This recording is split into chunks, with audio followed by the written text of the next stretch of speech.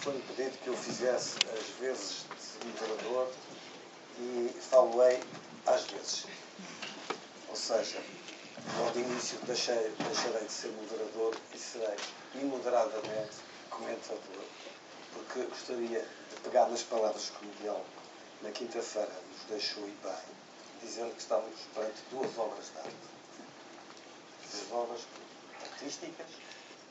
Eu gostaria de dizer duas ou três coisas sobre isso.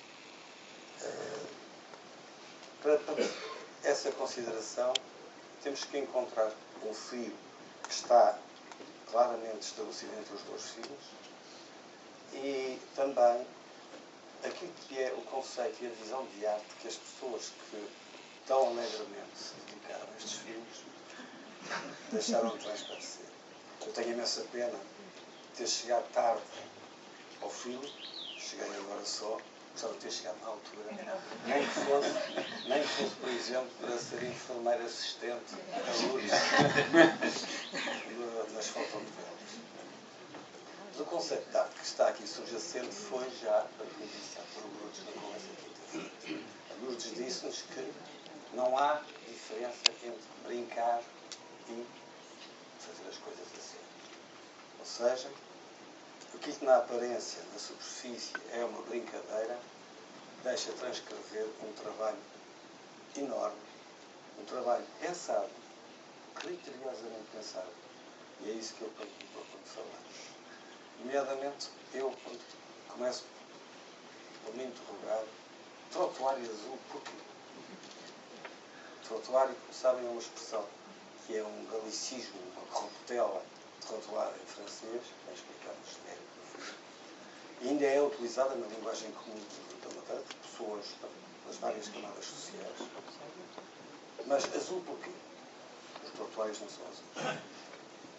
Uma referência ao laboratório até Barbosas, que estava rodeado de novelos que também não só são azuis.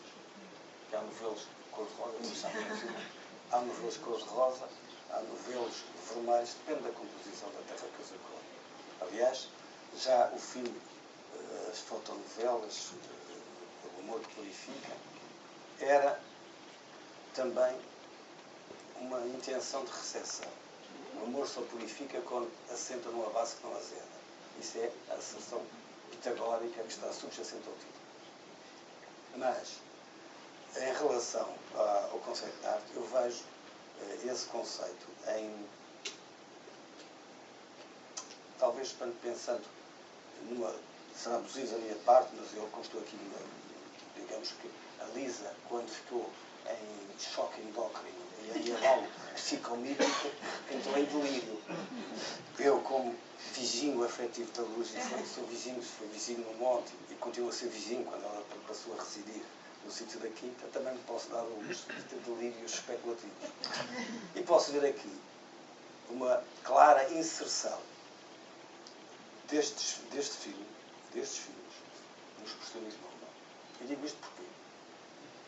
Curiosamente, o primeiro filme, O Amor que Purifica, e foi isso que foi dito na quinta-feira, foi transmitido num ciclo de cinema dedicado ao expressionismo alemão. Como os primeiros filmes, na boa tradição madeirense, em que se viam dois filmes, por vezes pancadaria, como eram descritos, pancadaria, solto e violência, mais comédia, mais drama, mas foi projetado numa sessão que teve como antecedente o filme do Murnau, Der letzte Mann, que é um filme do expressionismo alemão, e se pensarmos que há um cavalo que troteia e que cavalga, quando a ficha inicial é apresentada, podemos ligar isso ao Der Blaue Reiter. Ou seja, estamos na escola do expressionismo alemão.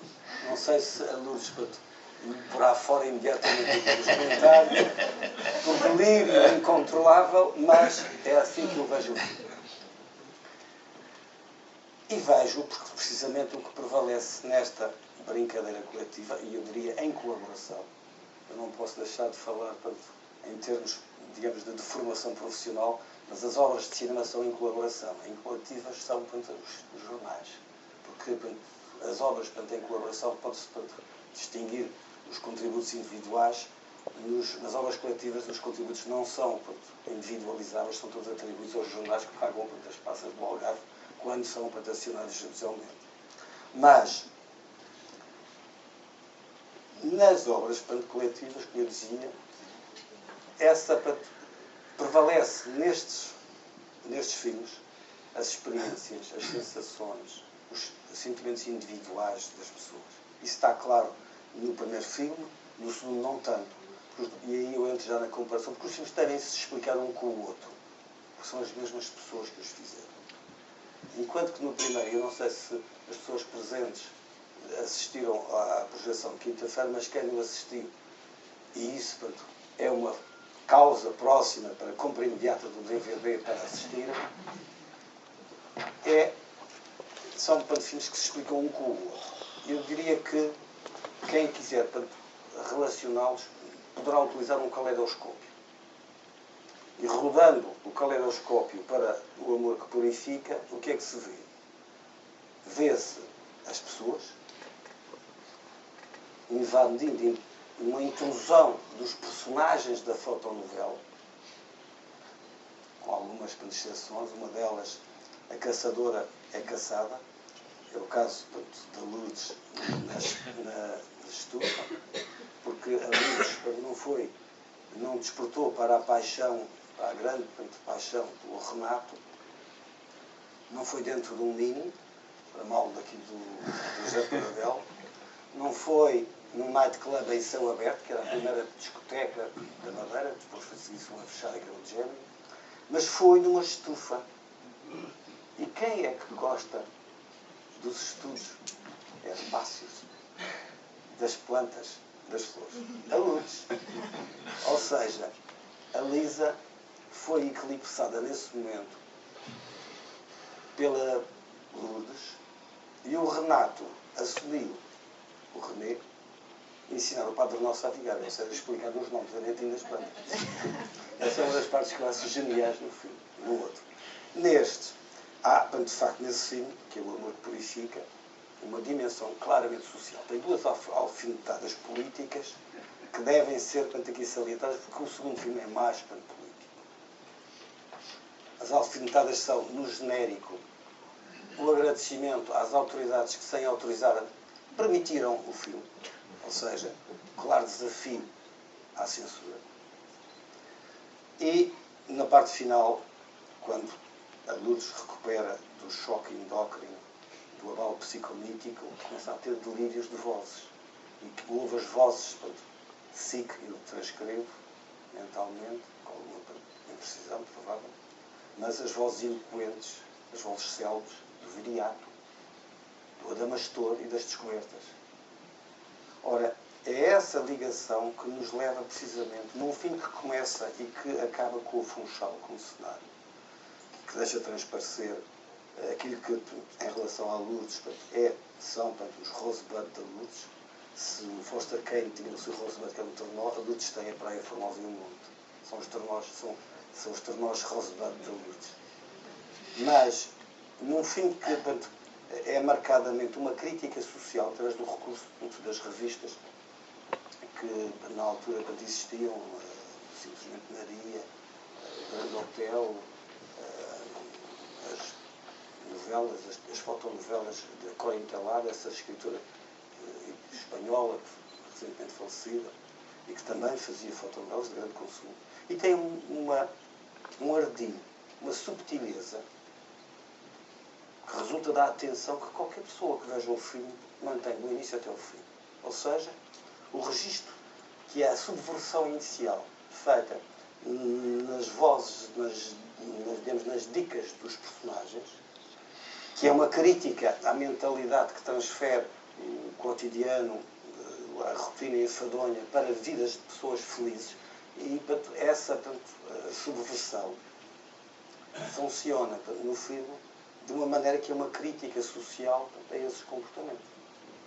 A Lisa é uma rapariga moderna, mas tem chiliques emocionais. O Renato, e isso é a visão de um certo Funchal dos anos 70, visto pelos playboys, que o José António Paradela classificou como os profissionais do encargo. Se mudarmos digamos, a palheta do caleidoscópio e passarmos para este filme, aparece já, não personagens concretos, nominados com nome, mas aparecem tipos sociais, abstratos. Não há um enredo, não há, portanto, uma história, não há, porque na outra história, penso que está o modo, a sageza com que foi feito, é que permite não só o consumo imediato de quem é crente e praticante de fotonovelas, mas também a leitura crítica de quem não concorda com o facto das pessoas não terem uma vida própria e viverem por empréstimo. Porque veremos que esses filmes têm os dois ainda grande atualidade do meu ponto de vista, e que eu direi rapidamente, porque eu não queria também, com isto, digamos, fazer uma imoderação muito prolongada. Mas no segundo filme há também uma crítica social, uma dimensão social, mas tem uma, digamos que, conotação, uma denotação política mais evidente e clara. No primeiro filme eu já disse os dois momentos, a referência à censura e a parte final às vozes das todas. E no segundo filme, esse filme consegue, de facto, ele aparece naquilo que se poderá inserir historicamente como sendo a primavera marcelista, eu diria mais que seria o inverno salazarista, porque o filme desafia a trilogia do grande discurso de Salazar. Porque Salazar disse: não discutimos Deus e a virtude, não discutimos a pátria e a história, não discutimos a autoridade e o seu prestígio. Este filme discute tudo isso. Tudo isso é discutido. Porque começa com a dimensão social, e essa é dada de imediato nas gravuras que se vão passando em livro, as gravuras de William Combe, que é um retrato social da Madeira de 1821. Depois, esse retrato ainda vigorava, porque aparece o padre, aparece a senhora, aparece o nobre, aparecem os personagens que tipificavam uma sociedade conservadora, estratificada e que vivia num regime agrícola ligado à comunidade. Estes filmes são atuais e eu passo rapidamente a dizer porquê. Porque são. As fotonovelas é fácil. Esse sentimento de transfer sentimental, ou seja, o transfer sentimental de viver a vida dos outros e de obter padrões de felicidade, seja a metro ou aquilo, e isso encontra-se nas sucessoras, nas herdeiras diretas e indiretas das fotonovelas, que são as telenovelas atuais. E os reality shows, porque são todos mecanismos em que as pessoas transferem para pessoas que obtêm a felicidade, obtêm o sucesso, a fama, fugazes que sejam, através desses mecanismos. E nesse sentido,